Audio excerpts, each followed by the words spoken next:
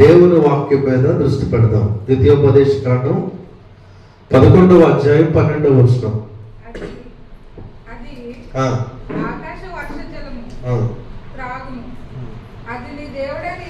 నీ దేవుడైన యెహోవా లక్ష్యపెట్టు దేశము,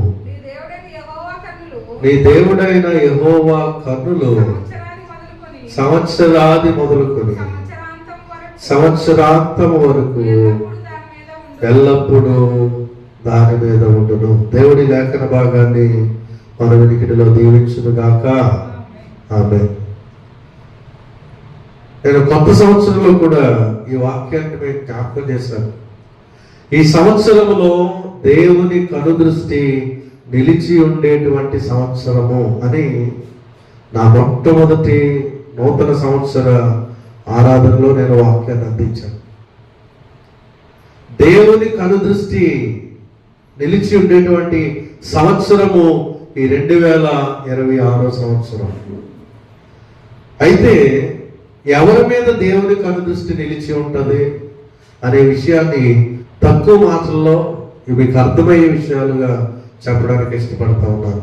మొట్టమొదటిగా కనుదృష్టి, దేవుని కనుదృష్టి మన మీద ఉండడం అంటే ఏంటి అనేది ఒకసారి మనం ఆలోచన చేస్తే, ఒకసారి ఈ లోకానుసారంగా మనం ఆలోచన చేసినప్పుడు ఉద్యోగాలు చేసుకునేవారు వారి అధికారుల దృష్టిలో పడడానికి, ప్రమోషన్లు పొందడానికి అధికారుల దృష్టిలో పడాలని వారి అధికారులు ఎదుట చక్కగా పనిచేస్తున్నట్టుగా, చక్కగా ఉద్యోగం చేస్తున్నట్టుగా వారు ప్రయత్నాలు చేస్తూ ఉంటారు. ఎందుకు వారు అంత చక్కగా కరెక్ట్గా టైంకి వెళ్తున్నట్టు, కరెక్ట్గా పనిచేస్తున్నట్టు ఎందుకు వారు అలా కనబడతారు అంటే, ఆ పై అధికారి వారిని చూసినప్పుడు ఆ అధికారి యొక్క దృష్టిలో పలానా వ్యక్తి కరెక్ట్గా టైంకి ఆ డ్యూటీకి వస్తాడు, కరెక్ట్గా పని చేస్తాడు, కరెక్ట్గా అన్ని విషయాల్లో కరెక్ట్గా ఉంటాడు అని ఆ పై అధికారి గుర్తించినట్లుగా, ఆ పై అధికారి యొక్క దృష్టిలో పడాలని ఈ యొక్క ఉద్యోగస్తులు ఆ ప్రమోషన్ కొరకు అధికారుల దృష్టిలో పడడానికి ప్రయత్నం చేస్తూ ఉంటారు. అదేవిధంగా లోకల్గా ఉన్నటువంటి రాజకీయ నాయకులు, గ్రామ స్థాయిలో ఉన్నటువంటి నాయకులు, మండల స్థాయిలో, జిల్లా స్థాయిలో ఉన్నటువంటి నాయకుల దృష్టిలో పడడానికి కొన్ని మంచి కార్యక్రమాలు చేస్తూ వాటిని ఫోటోలు తీసి, వీడియోలు తీసి, లేకపోతే ఫ్లెక్స్లు వేయించి అధికారుల దృష్టిలో పడడానికి, ఆ పై నాయకుల దృష్టిలో పడడానికి, అంటే ఫలానా వాళ్ళు మంచిగా పనిచేస్తూ ఉన్నారు, అతను పట్టుకుంటే కొన్ని ఓట్లు పడతాయి అన్నట్టుగా నాకెంత ఎంతమంది ఉన్నారు అని తెలియచేయడానికి కొంతమంది ప్రయత్నాలు చేస్తూ ఉంటారు. మనం సాధారణంగా గమనిస్తే ఇవన్నీ కూడా మనకు కనబడతాయి.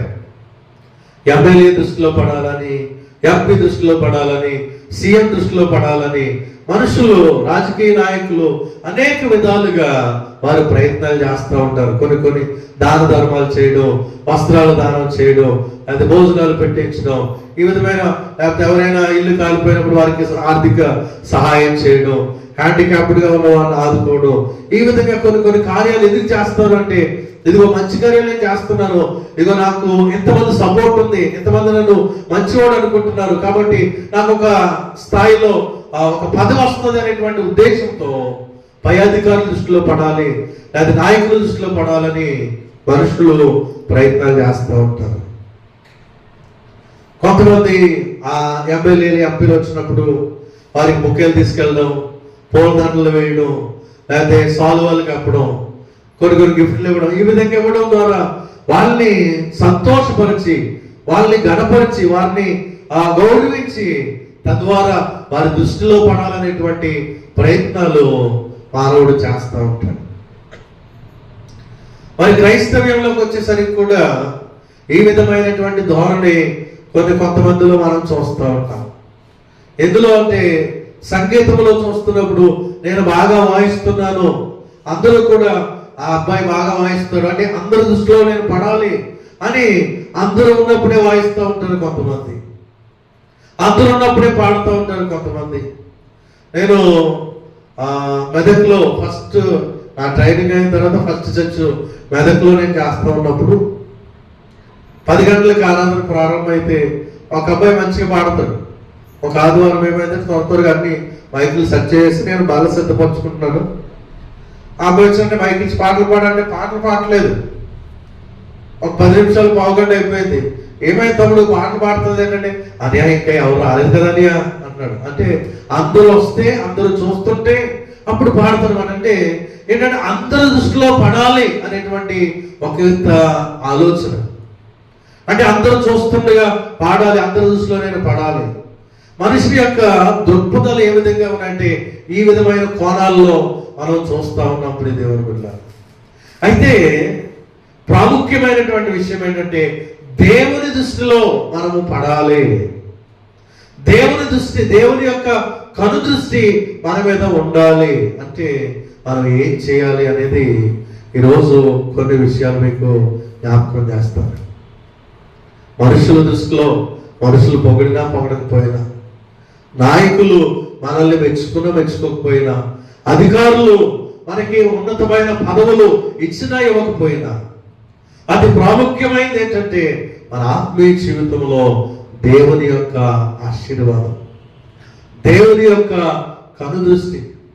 చదవబడిన లేఖన భాగములో ఈ సంవత్సరములో దేవుని యొక్క కనుదృష్టి సంవత్సరాది మొదలుకొని సంవత్సరాంతం వరకు కూడా నిలిచి ఉంటుందని చెప్తున్నాడు. మరి ఈ సంవత్సరంలో ఆయన కనుదృష్టి నీ మీద మన మీద ఉండాలంటే మనం ఎలా ఉండాలి అనేది దేవుని వాక్యంలో నుండి మనం చూద్దాం. కీర్తనల గ్రంథము 33వ కీర్తన 19వ వచనాన్ని చదువుదాం. యెహోవా దృష్టి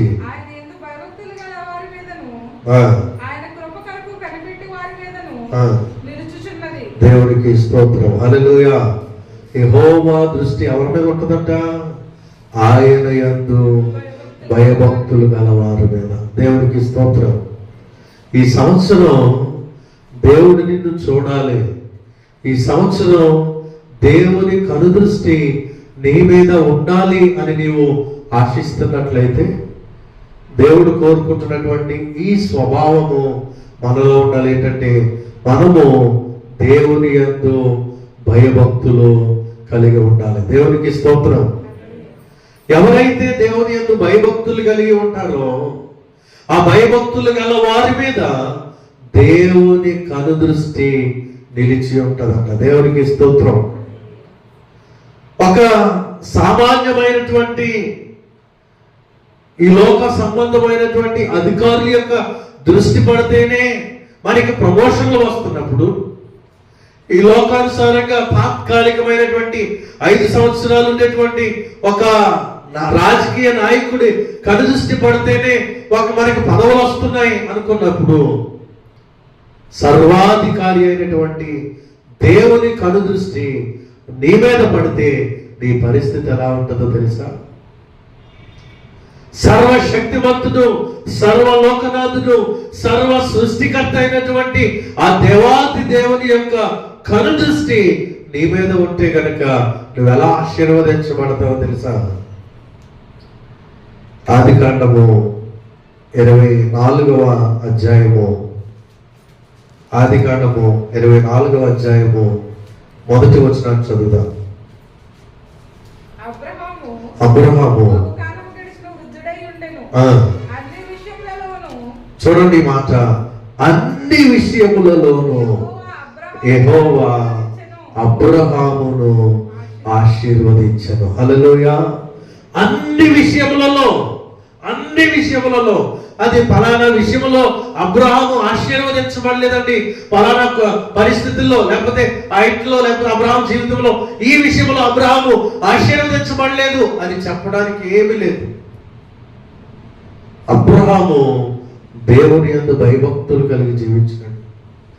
అబ్రహాము దేవుని యందు పూర్తిగా ఆయన మీద ఆధారపడి ఆయన్ను నమ్ముకున్నాడు. మీ ఊరుదులు వచ్చేయి అని చెప్పినప్పుడు ఎక్కడికి రమ్మంటావు? అక్కడ ఇల్లొద్దా? నాకేమైనా డబ్బులు ఉంటాయా, నేను ఎలా నా పోషణ ఎలాగా, నేను నా భార్య ఎలా ఉండాలి అని ఇవేమీ ప్రశ్నించలేదు. కానీ అబ్రహాము దేవుణ్ణి నమ్మాడు. అబ్రహాము దేవుని యందు భయభక్తులు కలిగి ఉన్నాడు.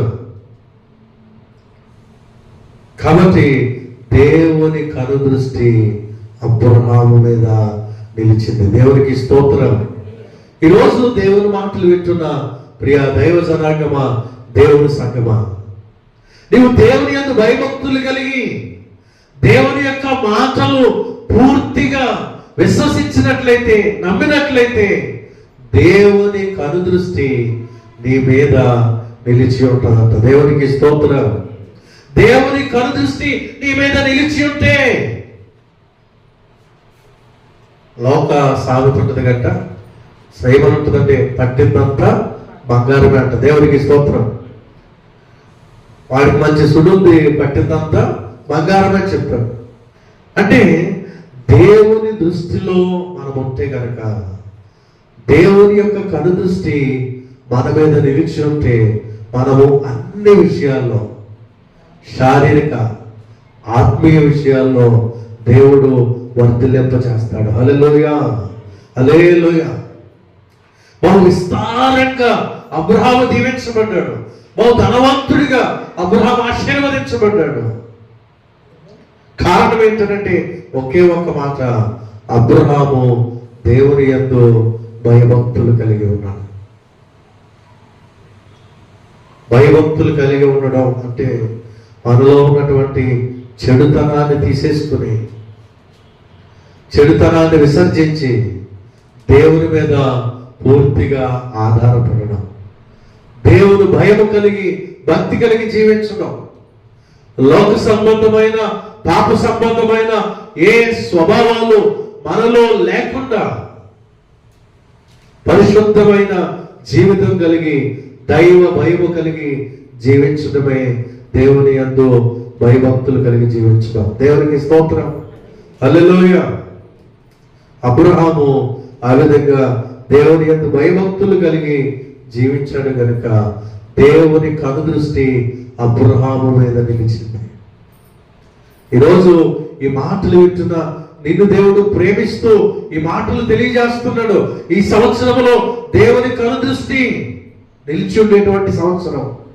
ఆ కనుదృష్టి నీ మీద ఉండాలని నువ్వు ఆశపడుతున్నట్లయితే నువ్వేం చేయాలంటే దేవుని యందు భయభక్తులు కలిగి ఉండాలి. దేవుని యందు భయభక్తులు కలిగి ఉంటే దేవుడే నిన్ను అన్ని విషయాల్లో ఆశీర్వదిస్తాడు.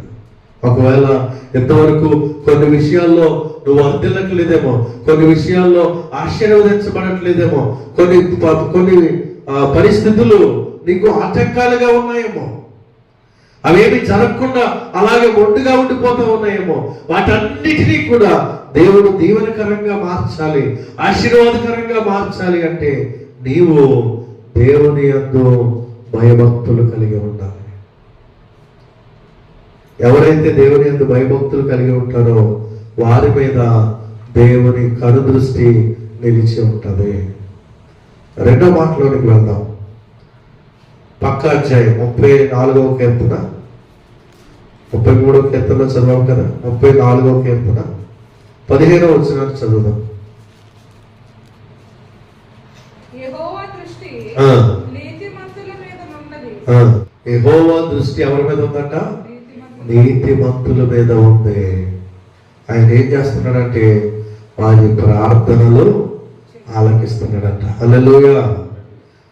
దేవుని కనుదృష్టి మన మీద నిలిచి ఉండాలంటే రెండవ లక్షణము, మనము నీతిమంతులుగా ఉండాలి. నీతికి వ్యతిరేక పదం ఏంటి? అనీతి, అవినీతి. దేవునికి స్తోత్రం. హల్లెలూయా. అంటే దేవుని కనుదృష్టి మన మీద నిలిచి ఉండాలంటే మనం నీతిని అనుసరించాలి, యథార్థతను అనుసరించాలి, సత్యాన్ని అనుసరించాలి. అసత్యము కానీ అబద్ధము కానీ మన పనుల్లో అవినీతి కానీ ఉండడానికి వీల్లేదు. మోసము చేయకూడదు, అబద్ధం ఆడకూడదు, అన్యాయం చేయకూడదు. మనము నీతిమంతులుగా ఉన్నప్పుడు దేవుని యొక్క దృష్టి మన మీద నిలిచి ఉంటుందంట. హల్లెలూయా, హల్లెలూయా. దేవుని వాక్యం అబ్రహాం గురించి చెప్తుంది. అబ్రహాము దేవుని నమ్మెను, అది అతనికి నీతిగా ఎంచబడిను. హల్లెలూయా. అంటే దానిలో ఉన్నటువంటి మర్మం ఏంటంటే, దానిలో ఉన్నటువంటి అర్థం ఏంటంటే, ఎవరైతే దేవుణ్ణి పూర్తిగా నమ్ముకుంటారో వారు నీతిమంతులుగా బ్రతుకుతారు. ఎవరైతే దేవుణ్ణి నామకార్థంగా నమ్ముకుంటారో వారు అవినీతికి పాల్పడతారు, వారు ఇంకా అన్యాయం చేస్తారు, అబద్ధాలు ఆడతారు, ఇంకా మోసాలు చేస్తూ ఉంటారు. కానీ అబ్రహాము దేవుణ్ణి నమ్మాడు, అది అతనికి నీతిమంతుడిగా ఎంచబడింది.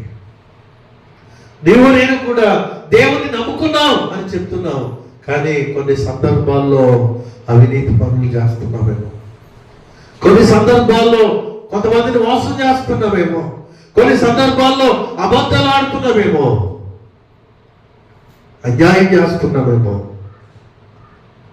అయితే ఈరోజు దేవుడు చెప్తున్నాడు, దేవుని కనుదృష్టి నీ మీద ఉండాలా? నువ్వు చేసే ప్రార్థన దేవుడు వినాలా?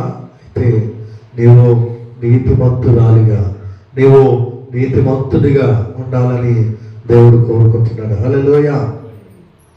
నీతిమంతుల మీద ఆయన కనుదృష్టి ఉంటుందంట. చూడండి, కింద 17 వచనం కూడా చూడండి.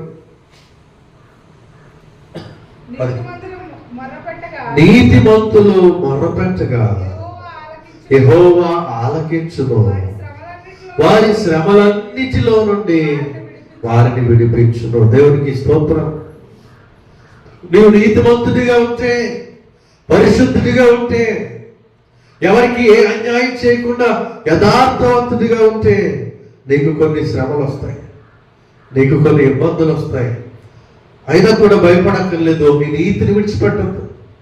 నిజం మాట్లాడుతూ ఉన్నప్పుడు, సత్యం చెప్తూ ఉన్నప్పుడు, యథార్థంగా ఉంటున్నప్పుడు కొంతమందికి మన మీద ద్వేషం కలుగుతుంది, అసూయ కలుగుతుంది, కొంతమంది మనల్ని బట్టి అభ్యంతర పడతారు. మనము నీతిని విడిచిపెట్టకూడదు. మనం నీతిమంతులుగా ఉన్నప్పుడు మనకి శ్రమలు కలుగుతాయి. మనం పరిశుద్ధులుగా ఉన్నప్పుడు మనకి ఆపదలు ఎదురవుతాయి. నీతిమంతునికి కలుగు ఆపదలు అనేకములో యెహోవా అతనిని ఆపదలలో నుండి విడిపించును. దేవునికి స్తోత్రం. నీతిమంతుడు మన ప్రభు అయిన యేసుక్రీస్తు. ఆయన ఎంతగా శ్రమ పెట్టబడ్డాడో, ఆయనకి ఎన్ని ఆపదలు ఎదురయ్యాయో, ఎన్నిసార్లు ఆయనను చంపేయడానికి ప్రయత్నాలు చేశారో మనం చూస్తాం. కానీ దేవుడు, తండ్రి అయిన దేవుడు ఆయన తప్పించినట్లుగా మనం చూస్తున్నాం. హల్లెలూయా, హల్లెలూయా. కనుక మనం నీతిమంతులుగా ఉండాలంట. చూడండి, 2వ దినవృత్తాంతాల గ్రంథం, 2వ దినవృత్తాంతముల గ్రంథం 6వ అధ్యాయం, 2వ దినవృత్తాంతాలు 6వ అధ్యాయము 40వ వచనాన్ని చదువుదాం. నా దేవా,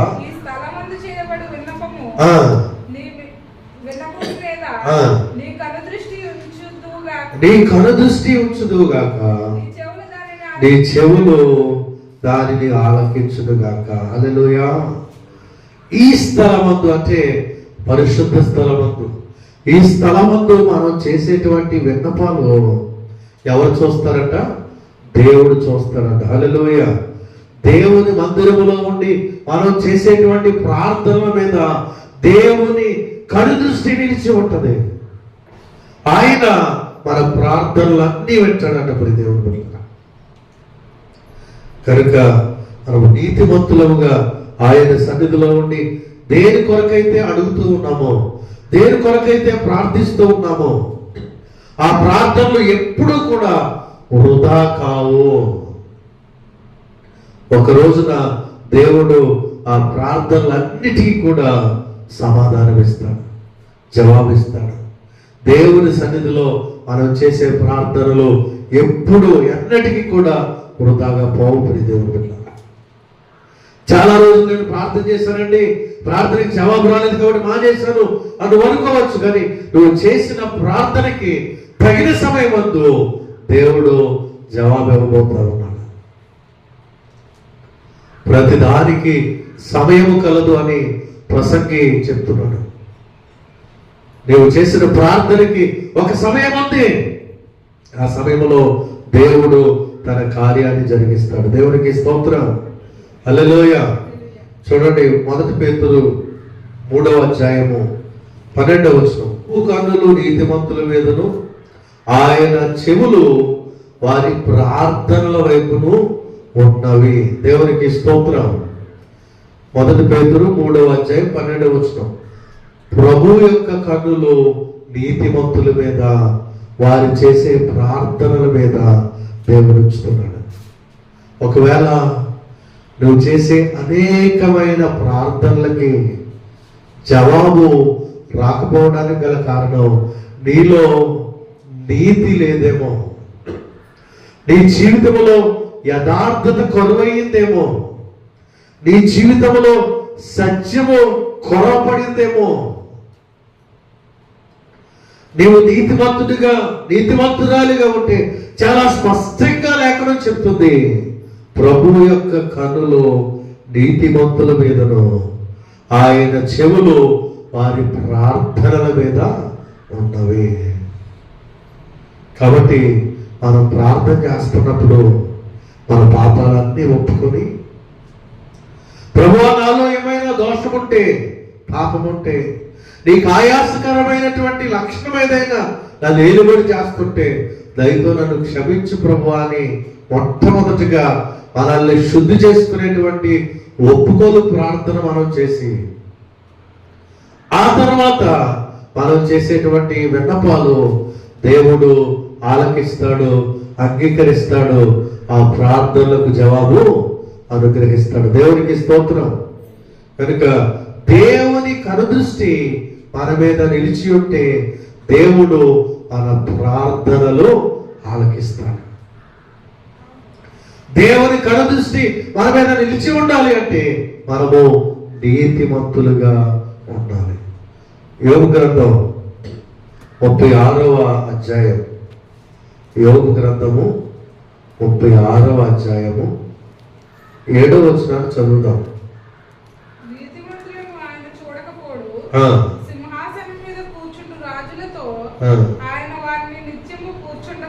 దేవునికి స్తోత్రం, హల్లెలూయా. ఇక్కడ చూడండి, నీతిమంతులను ఆయన చూడకపోడు. ఎంత చక్కని మాట ఇది. చాలాసార్లు దేవుని వాక్యాన్ని మనం జాగ్రత్తగా ఆలోచన చేయం. నేను మంచిగా ఉంటున్నాను, ఎవరికి ఏ అన్యాయం చేయలేదు, ఎవరిది కూడా అక్రమంగా నేను సంపాదించుకోలేదు, నాకు తెలిసినంత వరకు నేను ఎవరికి కీడు తలపెట్టలేదు, కానీ నేను పరిశుద్ధంగా ఉంటున్నాను, నా యథార్థతను కాపాడుకుంటున్నాను, నీతిగా జీవిస్తా ఉన్నాను, అయినా కూడా ఎందుకు దేవుడు నన్ను ఆశీర్వదించట్లేదు, ఎందుకు నన్ను దేవుడు దీవించట్లేదు అని చాలా మంది నిరాశపడుతూ ఉంటారు. చాలా మంది ఈ విధమైనటువంటి కోణములో ఆలోచన చేసి కృంగిపోతూ ఉంటారు, వేదనకు గురవుతారు, మనో దుఃఖంలోనికి వెళ్ళిపోతూ ఉంటారు. అయితే దేవుని వాక్యం చెప్తుంది, నీతిమంతులను ఆయన చూడకపోడు. అంటే ఒక సమయం రాబోతుంది, ఆ సమయంలో ఆ నీతిమంతుల మీద దేవుని కనుదృష్టి పడుతుంది.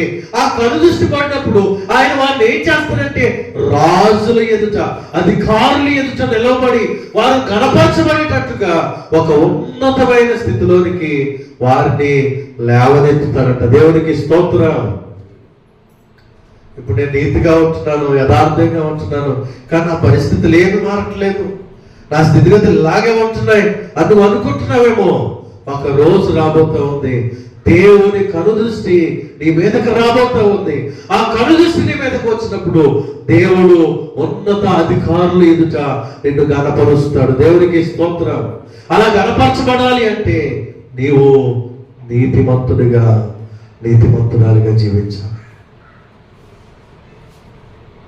దేవుని కనుదృష్టి నీ మీద నిలవాలి అంటే నీవు నీతిమంతుడిగా ఉండాలి. మొదటిగా దేవుని యందు భయభక్తులు కలిగి ఉంటే దేవుని కనుదృష్టి నీ మీద నిలిచి ఉంటది. రెండవది, నీతిమంతుడిగా ఉంటే దేవుని కనుదృష్టి నీ మీద నిలిచి ఉంటుంది. మూడో మాట చెప్పి నా మాటలు ముగిస్తాను. 2వ రాజుల గ్రంథం 20వ అధ్యాయం 2వ రాజుల గ్రంథం 20వ అధ్యాయం 3వ వచనం నుండి చదువుదాం. యెహోవా యథార్థ హృదయుడవై సత్యముతో నీ సన్నిధిని నేను ఎట్లు నడుచుకొంటినో, నీ దృష్టికి అనుకూలముగా సమస్తమును నేను ఎట్లు జరిగించుదునో కృపతో జ్ఞాపకం చేసుకొనమని హిజ్కియా కన్నీళ్లు విడుచుచు యెహోవాను ప్రార్థించెను. యెషయా 5వ వచనం చదవండి. నీవు తిరిగి నా ప్రజలకు అధిపతివైన హిజ్కియా యొద్దకు పోయి అతనితో ఇట్లా పితరుడైన దావీదునకు దేవుడు నాకు యెహోవా నీకు సెలవిచ్చినదేమనగా, నీవు కన్నీళ్లు విడుచుట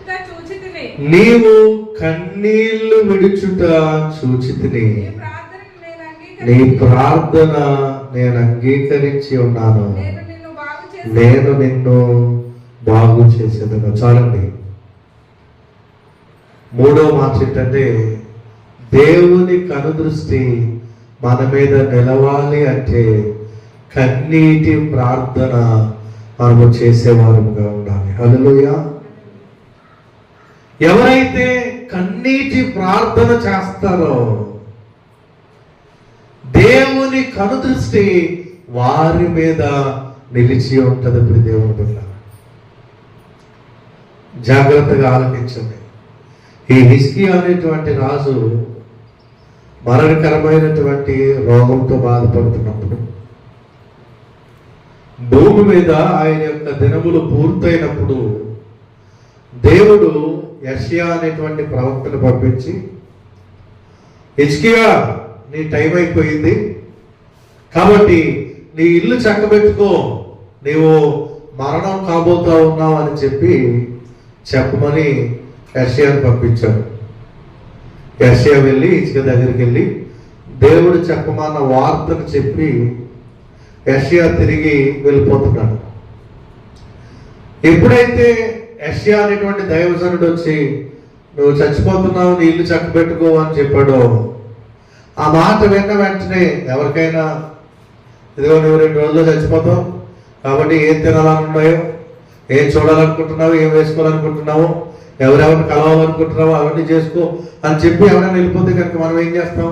నాకు పలానా మటన్ బిర్యానీ ఇష్టం, చికెన్ బిర్యానీ ఇష్టం అని ఏదో తెచ్చి తింటాం, లేకపోతే పలానా బట్టలు వేసుకోవాలి, లేకపోతే మా ఊళ్ళో మా ఇంట్లో బంధువులు పలానా ఊరిలో ఉన్నారు, వాళ్ళందరినీ కూడా ఒకసారి వచ్చేమని అందరినీ చూసి సంతోషంగా చచ్చిపోతాను అనుకుంటాం మనం.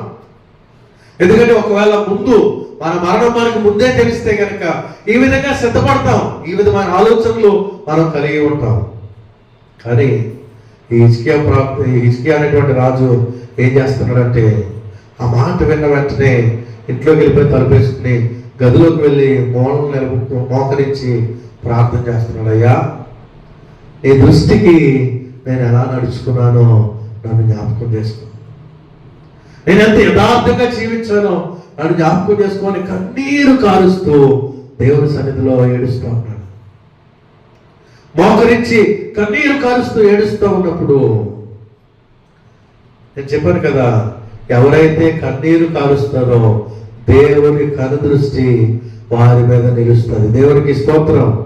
హిజ్కియా కన్నీరు కారుస్తూ ఏడుస్తున్నప్పుడు దేవుని కనుదృష్టి హిజ్కియా ప్రార్థన మీద పడింది. వెంటనే అతడు చేస్తున్నటువంటి ప్రార్థన దేవుడు విని అంగీకరించి, ఏ ప్రవక్త అయితే నువ్వు చచ్చిపోతావు రెడీగా ఉన్నా చెప్పి వెళ్ళిపోతున్నాడో అదే ప్రవక్తతో దేవుడు అంటున్నాడు, యెషయా నువ్వు మరలా వెళ్ళి హిజ్కియా దగ్గరికి. ఎందుకు తండ్రి అంటే, ఇగో నేను అతనికి 15 సంవత్సరాలు ఆయుష్ పొడిగిస్తున్నాను. దేవునికి స్తోత్రం. వెళ్ళి నేను నిన్ను బాగు చేస్తాను, భయపడకని చెప్పి అతనికి తెలియజేయని చెప్పాడు. అతనికి 15 సంవత్సరాలు ఆయుష్ పొడిగించబడింది. ఈ మాట నుండి దేవుడు మనకి తెలియజేస్తున్న విషయం, మనము కన్నీటితో దేన్నైతే విత్తుతామో ఆనందముతో దాని యొక్క పనులను మోసుకుంటూ మనం వస్తాం. దేవునికి స్తోత్రం. హల్లెలూయా. కన్నీటితో ప్రార్థించాడు. ఆ యెషయా ప్రవక్త వచ్చి నీకు దేవుడు 15 సంవత్సరాలు ఆయుష్ పొడిగించాడు అనగానే ఆనందంతో హిజ్కియా సంతోషించాడు. దేవునికి స్తోత్రం. కీర్తనకారుడు చెప్తున్నాడు, కన్నీటితో విత్తువారు ఆనందంతో పనులు మోసుకొని పోయినారు. దేవునికి స్తోత్రం. హల్లెలూయా. దాని అర్థం ఏంటంటే ఊడుస్తున్నప్పుడు, నాట్లేస్తున్నప్పుడు, కన్నీటితో ఏడ్ చేసినప్పుడు బాగా ఫలించేస్తాయని కాదు. మన సమస్యలు, మన భారము, మన బాధలు, మన ఇబ్బందులు అన్నిటి కొరకు దేవుని సన్నిధిలో మన బాధలన్నీ వెతుకుతూ, అయ్యా నాకు ఈ సమస్య, నాకు ఈ బాధ, నాకు ఈ వ్యాధులు ఉందని దేవునికి అప్పగించుకొని దేవుని సన్నిధిలో విత్తినప్పుడు ఆ సమస్యలన్నిటిలో నుండి దేవుడు విడిపించి ఆ భారాన్ని తీసివేసి సంతోష వస్త్రాన్ని దేవుడు నీకు అనుగ్రహిస్తాడు. దేవునికి స్తోత్రం.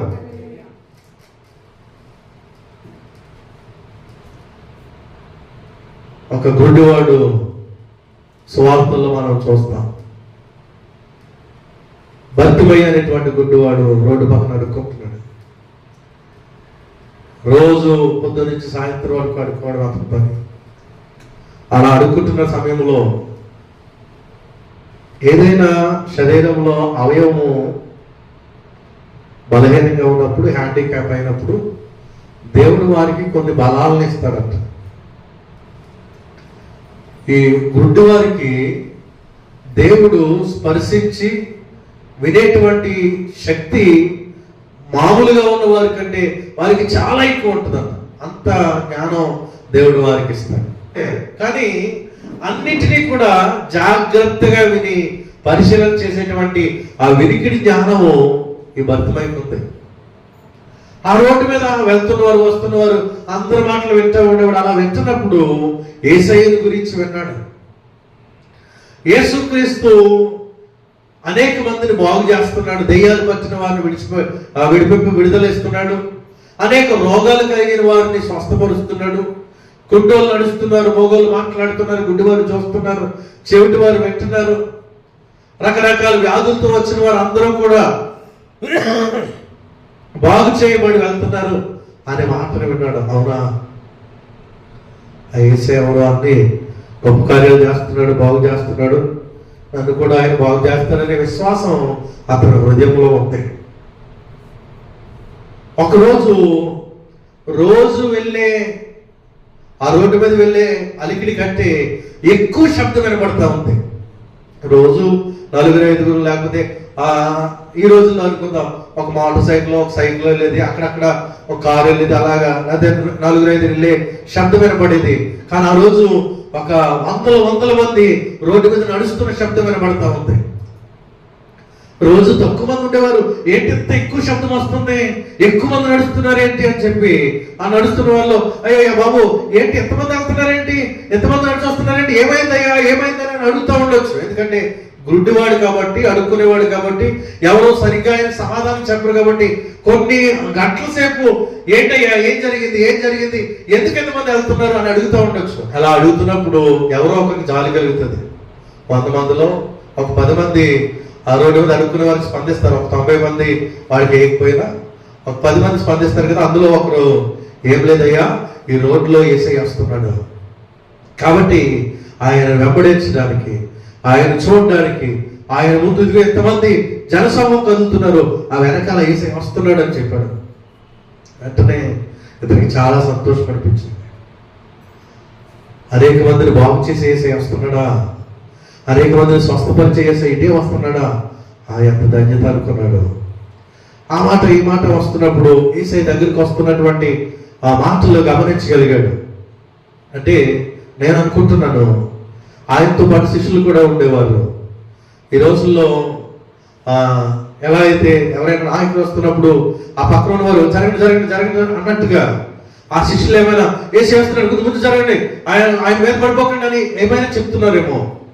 అటువంటి విధంగా విని అంటే ఏసై దగ్గరకు వచ్చేసనమాట అని అప్పుడు ఏసై గురించి ఏసైని పిలుస్తున్నాడు భర్తమై, దావీదు కుమారుడా నన్ను దాటి వెళ్ళిపోవద్దు, దావీదు కుమారుడా నన్ను దాటి వెళ్ళిపోవద్దయ్యా,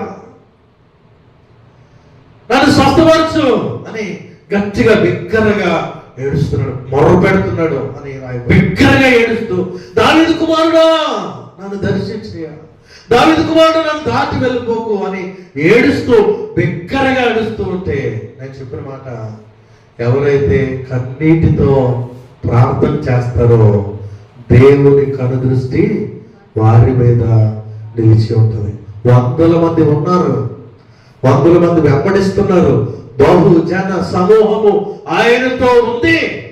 అయినా కూడా ఎవరైతే ఆయనకు కన్నీటితో మొరపెడతారో వారి ప్రార్థన వినేటువంటి దేవుడు ఆయన. హల్లెలూయా. లోకంలో ఎంతో మంది పరిశుద్ధులు ఉన్నారు, లోకంలో ఎంతో మంది ఆయనకు ప్రార్థించేవారు ఉన్నారు, కానీ కన్నీటితో ప్రార్థించే వారి మీద ఆయన కనుదృష్టి నిలిచి ఉంటుంది. అలా వెళ్ళిపోతున్న యేసయ్య ఆగిపోయాడు. అర్థం కాలేదు అందరికీ, ఏమైంది ప్రభు. కానీ వెంటనే ఆయన వెనక్కి తిరిగి అతన్ని నా యొద్దకు తీసుకురండి అని చెప్పాడు. దేవుడికి స్తోత్రం. హల్లెలూయా. ఆ సందర్భం మనందరికీ తెలుసు. దేవుడు ఆయన ముట్టి స్వస్థపరిచాడు, ఆయన మరలా తిరిగి చూపునిచ్చాడు. అతడు దేవుని మహింపరుస్తూ దేవుని వెంబడించాడు. దేవునికి స్తోత్రం. హల్లెలూయా. దీనిలో నుండి మనం నేర్చుకోవాల్సిన విషయం ఏంటంటే, నీవు కన్నీటితో ప్రార్థించినప్పుడు దేవుని కనుదృష్టి నీ మీద నిలిచి ఉంటుంది. దేవుడు నీ ప్రార్థన వింటాడు. హిజ్కియా ప్రార్థన విని 15 సంవత్సరాలు ఆయుష్ పొడిగించాడు. భర్తిమై ప్రార్థన విని అతనికి స్వస్థతనిచ్చాడు. సంతానము లేని అన్న కన్నీటితో దేవుని సన్నిధిలో ఏడుస్తూ ఉంది, దుఃఖిస్తూ ఉంది, అంగలారుస్తూ ఉంది. దేవుని కనుదృష్టి అన్న మీదకి వచ్చింది. మళ్ళా వచ్చే సంవత్సరానికి నీకు ఒక కుమారుడు పుడతాడని చెప్పాడు దేవుడు.